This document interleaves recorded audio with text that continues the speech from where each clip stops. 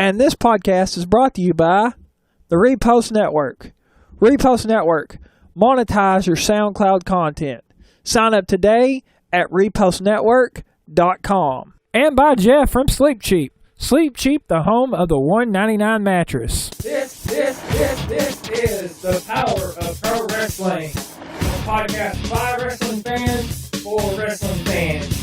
Thank you for listening and enjoy the show. Will WWE be able to sell out WrestleMania at AT&T Stadium with its current roster? The top 5 moments and bold predictions for the wrestling world. All coming up next on the Power of Pro Wrestling Podcast.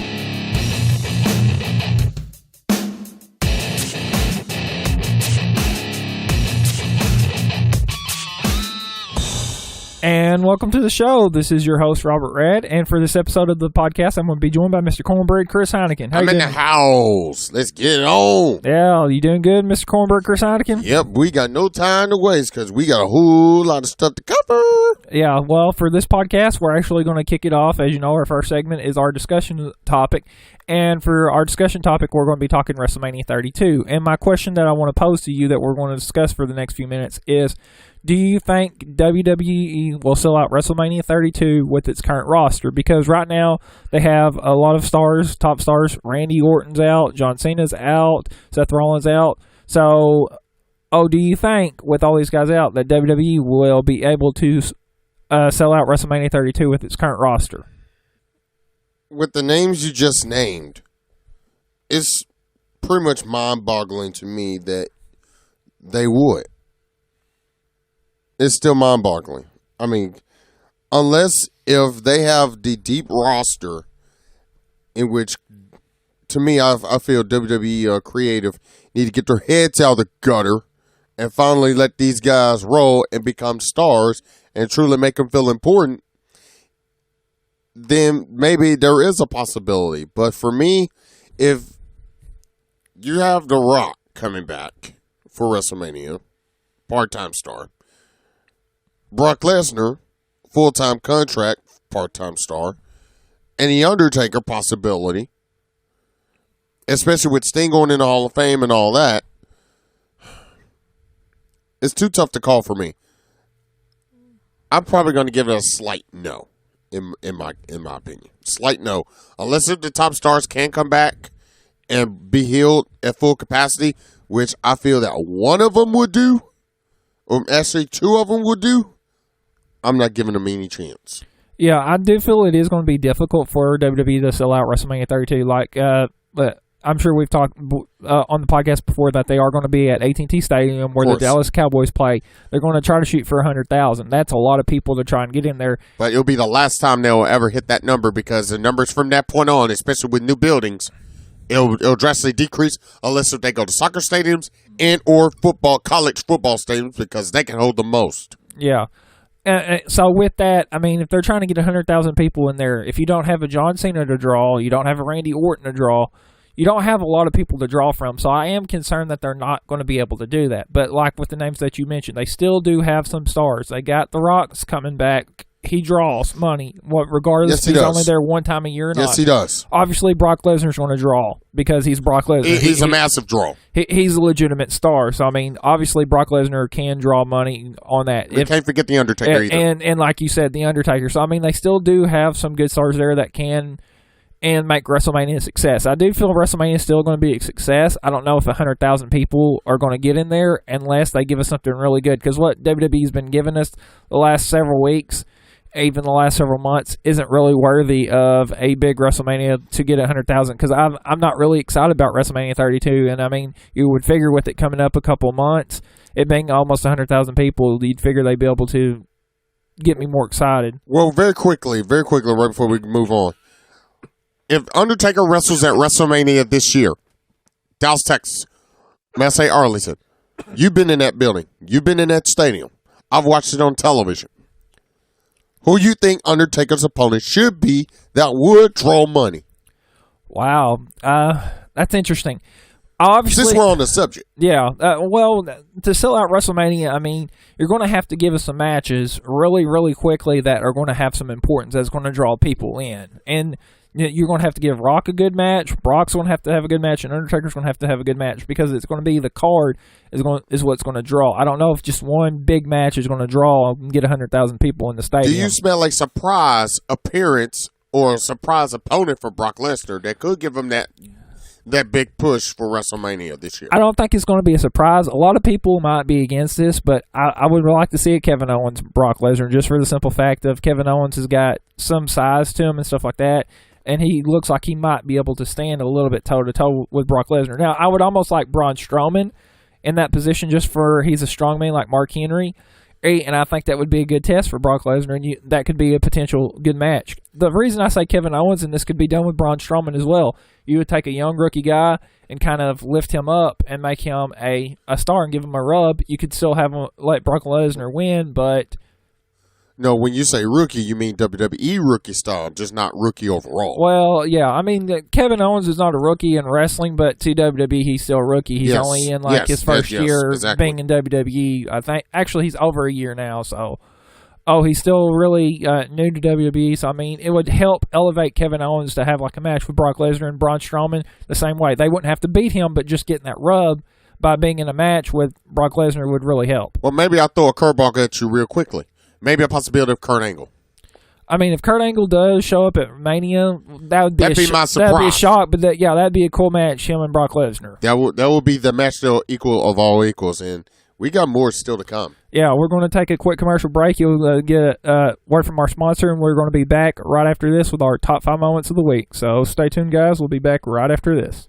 Tired of the same uncomfortable mattress? Want to sleep better without breaking the bank? I got good news for you. Go to Sleep Cheap. They have a huge inventory of mattresses at incredible prices. With guaranteed financing with no credit score required, that makes it easy for you to qualify for a brand new mattress. Use the promo code PPWP today and get 30% off. Go see Jeff Toddy at 2801 South Caraway Road in Jonesboro, Arkansas. It's time to get your sleep back. It's time to sleep cheap.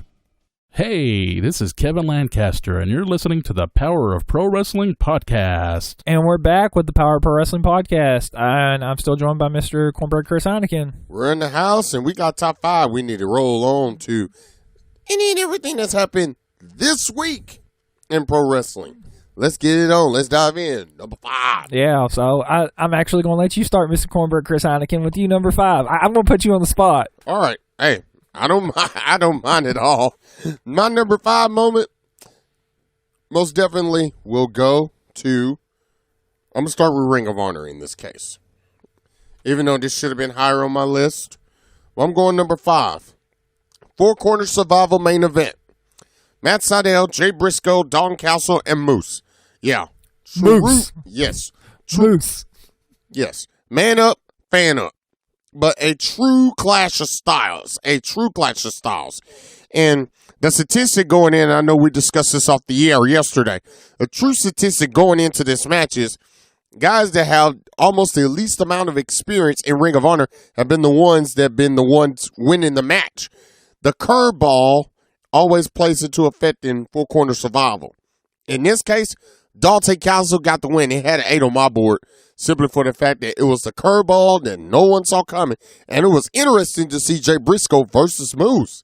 That was interesting. But Castle, with the unorthodox style he has, comes in and gets the win over a big game veteran, Matt Sydal. So 4 Corner Survival is my number 5 for me. What's your number 5? Good pick, Cornbread. I enjoyed that. My number 5, I'm actually going to go to Monday Night Raw, and I'm going to pick at least the highlight reel segment of Monday Night Raw between the New Day and Chris Jericho. Chris Jericho is entertaining. Some people might be annoyed by the Rudy Tooty Booty. It is kind of funny, but I enjoyed the Jericho interaction with the New Day. They are funny. Even the match was kind of funny when Jericho did the breaking of the trombone spot. And kind of Xavier Woods' reaction was kind of funny and entertaining. So, I mean, that was kind of good. It wasn't great, so that's why I didn't make it higher on my list, but it was still pretty good to make my top 5. So, I put that in my top 5. So, let's move on. Reefing, number 4. Number 4, the U.S. Championship match. Del Rio versus Kalisto.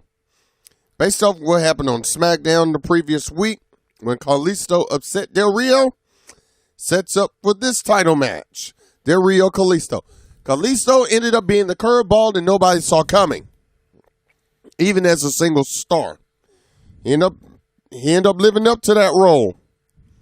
I really didn't like the fact that he liked to put himself in the category, as the little guys versus the big giants. To be honest, I never liked that, simply for the fact that, hey, you're in the WWE. Here's what I say. If you're in the WWE and you're in a title match, you never consider yourself an underdog. You consider yourself as the champion. You look at yourself as the champion, then guess what? You're going to be the champion if you execute your game plan properly and keep your intensity level high. Well, it happened in this match. Extremely competitive between both guys. Upset City. It got an 8 on my book. Kalisto, the new U.S. champ. So, that they're obviously their match from Raw is what you're putting at number 4, right? Exactly. That's my number 4. Well, my number 4, I'm staying with Raw, and the main event kind of sucked, but my number 4, or this is why this didn't get higher on my list, but it was Brock Lesnar coming out at the end of the 1 versus all match. Suplex City! Yeah, and just going to town with everybody, and then picking up Roman Reigns and hitting the F5. Just everything that Brock did to end the segment, it kind of got me excited and stuff, because Brock Lesnar is a draw. He's a legitimate guy, like we were talking about in the first segment, so... He presented himself as a guy that literally says, hey, I'm coming for the title. He's did what a lot of people should be doing, and that's taking out any and everybody to really put yourself over as the next champion. Yeah, you're right. Yeah, so that's why I kind of said that. I mean, the match itself sucked, but, Brock Lesnar coming out and starting attacking everybody kind of salvaged that segment at the end of Raw, so I didn't leave with necessarily a bad taste in my mouth, but that's why I put it at number 4. Let's go number 3 for you. All right, my number 3. Woo! Well, actually, I am going to go back to Monday Night Raw, and I'm going to go with that number 3 for what you just said. What ended up being your number 4 ends up being my number 3. As great as Roman Reigns and Kevin Owens are, and yes, they are great, no question about it. The fact that you had a little bit of some heels at ringside, and you having this whole concept of 1 versus all. To me, you should have had at least Roman Reigns at least run the gauntlet to make it difficult for him. But the fact that it was a poor excuse just for Brock Lesnar to come into the ring, and because I know I was sitting back in my chair, I was like, come on, Brock. And everybody in the arena was chanting Suplex City, and was chanting Lesnar. Music hit, loudest pop in the room. How you doing? Loudest pop in the room. So, Brock Lesnar taking everybody to Suplex City except for Reigns because he had the F5 set for him.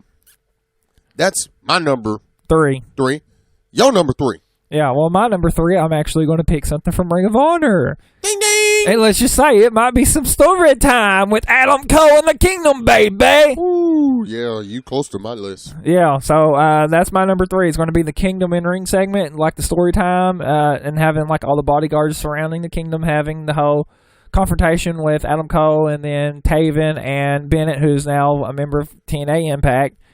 So just that confrontation, and then having Red Dragon come out, and then the Young Bucks, and then the announcement of it being a triple threat match next week in Philly, a Philly street fight. I mean, it couldn't get better than that. That got me excited and pumped up, so that's why it made number 3 on my list. It was just very good. It got me excited and pumped up, and that's what I enjoy. It was entertaining segments. Your number 3 just became my number 2. Okay, well, and my number 2, number 2. Go for it. But here's the strange thing about this number 2, because it involved 2 implosions, not just 1, all around War Machine, the new tag team champions of the world. They beat the Kingdom in decisive fashion at Final Battle pay-per-view in Philly. That started implosion number 1 after all the injuries. Then come up to the episode of Ring of Honor television where Adam Cole wants to vent off his deal. Well, bottom line, why don't he just go to the root of the problem? War Machine. The implosion of the Kingdom, and then implosion of the HOT, House of Truth. Out goes Dijak. In comes Mr. Money himself, Prince Nana. That's my number 2. Okay. Well, your number 2. Well, my number 2 is what you're going to have lower down on the board, and I'm actually picking the Kalisto and Del Rio U.S. title match from Raw. It was one of the better things on Raw, probably maybe the best thing on Raw. all just a good competitive match, and Kalisto winning the title out of nowhere. I did not expect that to happen. I just expected to be a simple Del Rio keeps the title or maybe a DQ. So to give me something excited to watch and give Kalisto the title was pretty cool. So that's why I put it at number 2. And that and I will say this, even though that is your number 2, you know, I've said last night on SmackDown that it was hard to. It's the Dean Malenko route. It's hard to pin a man 3 straight times, all in a 1-week period. And as we all know, Del Rio got the belt back. So now, here we go. Number 1. My number 1 goes to Total Nonstop Action Impact. The main event, Drew Galloway, Kurt Angle. Survival is how I put this one. Wow. TNA really needed something to deliver in the number 1 spot. Boy, did they deliver. To me, this was Drew Galloway's opportunity. He's faced big name events, big name world champs before. But to truly legitimize himself as a big time money player, there's a Matt Hardy, there's a Samoa Joe, yes, there's an AJ Styles, which he has faced before. He needed a Kurt Angle. He needed Kurt Angle to push him to that next level. Boy, did he ever deliver in the main event.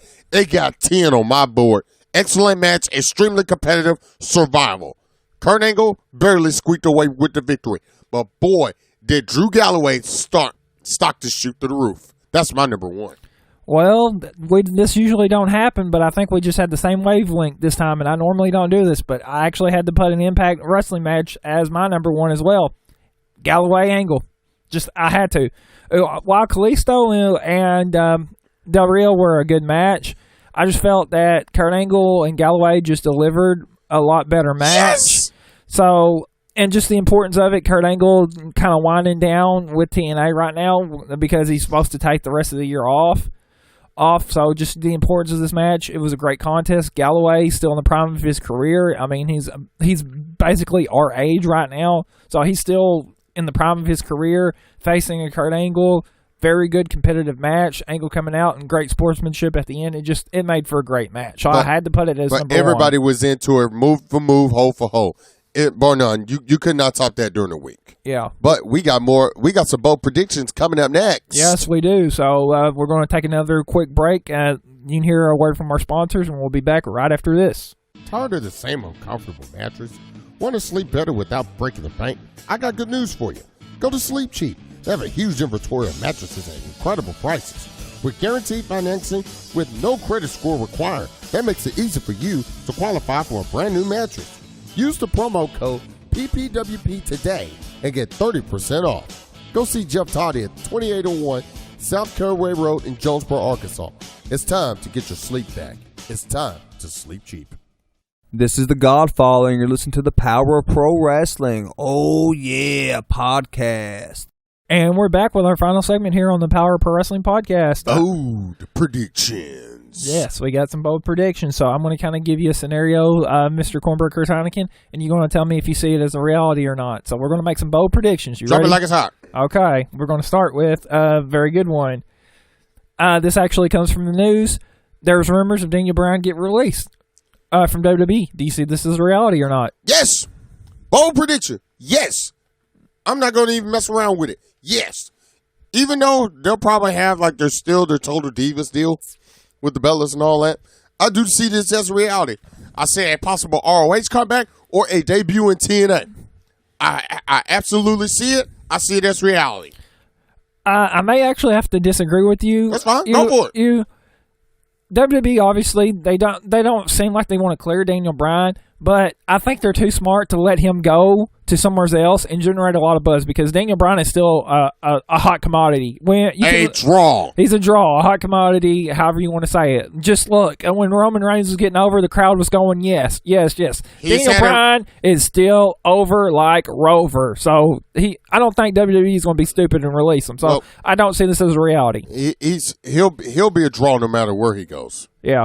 Okay, now we are going to go to Randy Orton returns at the Royal Rumble. Do you see this as a reality? Good luck with that. Perhaps in the match, yes. depending on the number. That's all I can say. Okay, so you do see it as a reality? I see it as a yes, depending on the number. I'll probably have him going at least from numbers 1 through 15. Okay. It's hard for me to say Randy Orton will be back at the Rumble. I mean, apparently his condition is not as severe as we think. So The belt's on the line. He could be potentially cleared in time for Mania, but I don't know that. So him belt's on the returning line. at the Royal Rumble, it's very hard for me to say I see this as a reality. So I might say this be a Well, but the title's on the line too. So yeah, it could happen or it could not happen. You're right. okay. Well, the third one, this actually is going to be about Impact Wrestling. Matt Hardy has a title shot next week. Do you see it as a reality that he's going to become TNA champ? Yes, for a short time. It'll probably experience the staying factor. He'll become champion, but it'll just be for a short time. So That's my bold prediction. So like maybe 3 or 4 weeks, you say he'll become champion and lose it after 3 or 4 weeks? Or I say I go a lesser number than that. You go 3 4, I go 2 to 3. Okay, that's fair enough. I do see this as a reality with Matt Hardy putting his career on the line and stuff like that. That usually is signaling that there is going to be a title change. So I do see this as a reality happening, that Matt Hardy will win the TNA World Heavyweight Championship on the next episode of Impact coming Become a Tuesday. 2-time champion. Yeah. Let's go to some NXT action then, and let's talk Bayley and her debut on the Raw on the main roster after WrestleMania. Tough to call. If they were smart, they will wait for perhaps Extreme Rules or leading up to SummerSlam, if they're smart.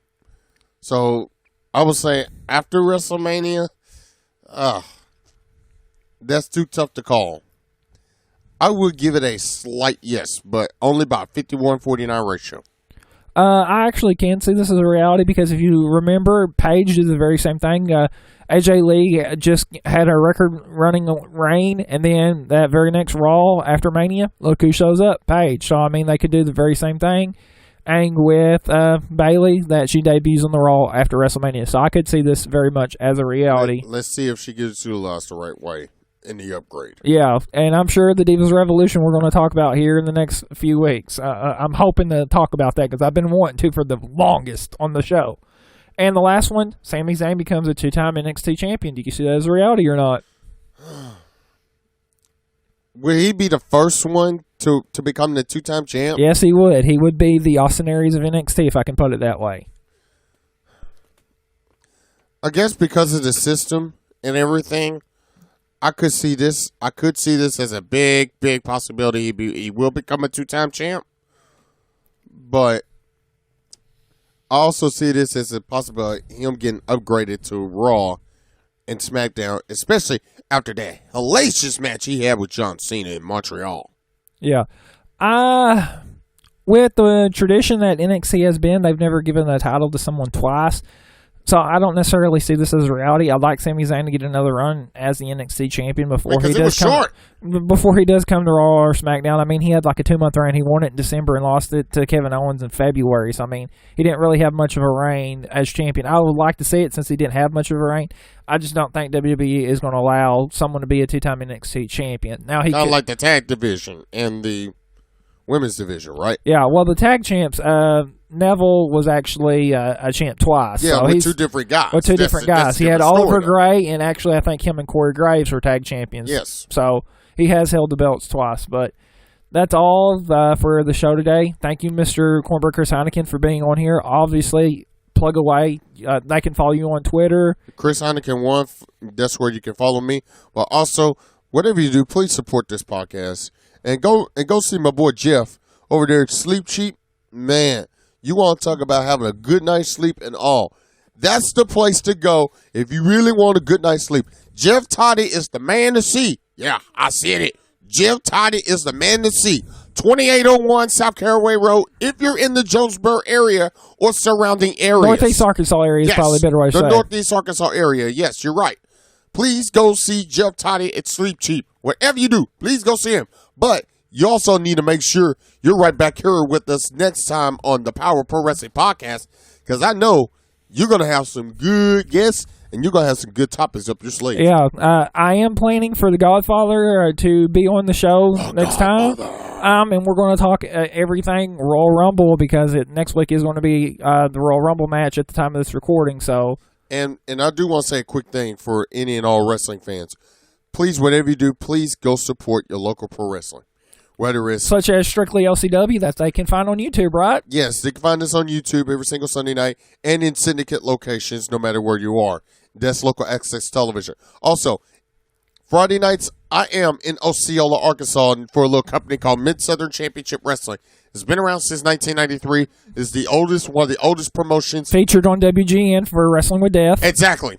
So, if you really want to meet some cool stars and some WWE stars just unexpectedly, that's the place you want to be.